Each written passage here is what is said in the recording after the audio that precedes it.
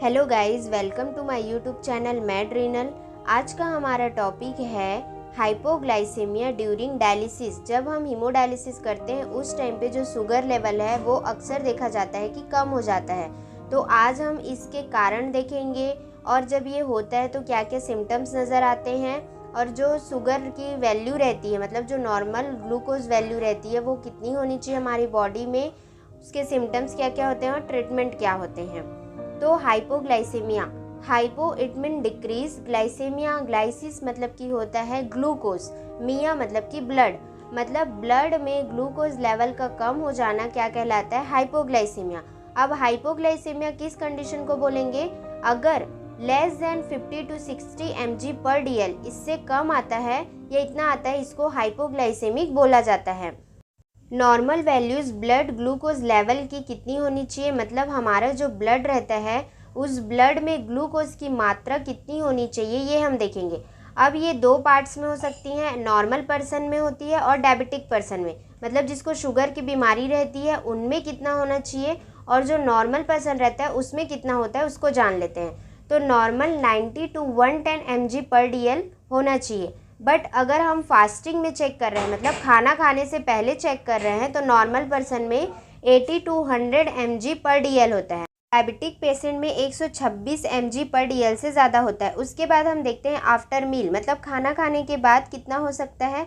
Normal person में 120 से 140 mg पर DL तक होता है और डायबिटिक में 200 से या उससे ज़्यादा mg पर DL पर होता है।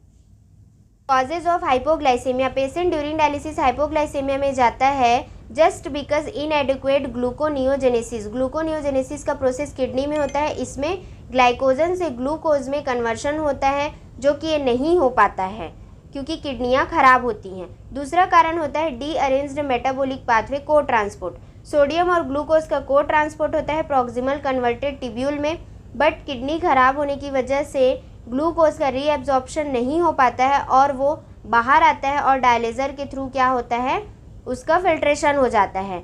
डिक्रीज्ड इंसुलिन क्लियरेंस, इंसुलिन का क्लियरेंस भी कम हो जाता है जिसके वजह से पेशेंट क्या है, हाइपोग्लाइसेमिया में चला जाता है। ये मेनली टाइप 1 डायबिटिक पेशेंट में ज़्यादा देखा गया है।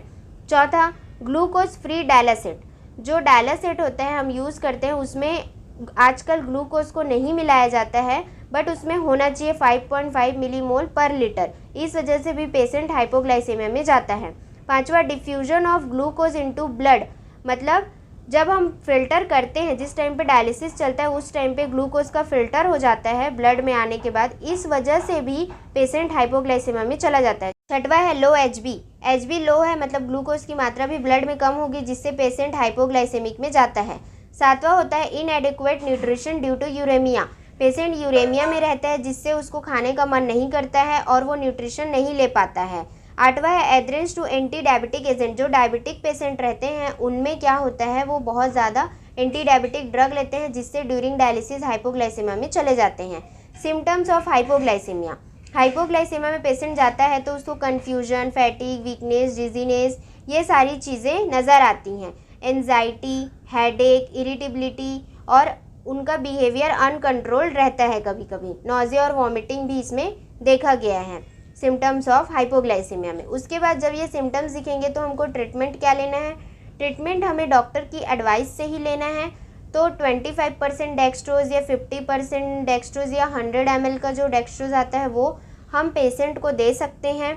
और सेकेंड चीज़ हमें ये ध्यान रखना है कि ड्यूरिंग SD हमें आवरली ही ग्लूकोज लेवल को चेक करते रहना है, क्योंकि ड्यूरिंग डायलिसिस हाइपोग्लाइसेमिया में पेशेंट बहुत जल्दी जाता है। क्यों जाता है वो मैंने आपको बता दिया है।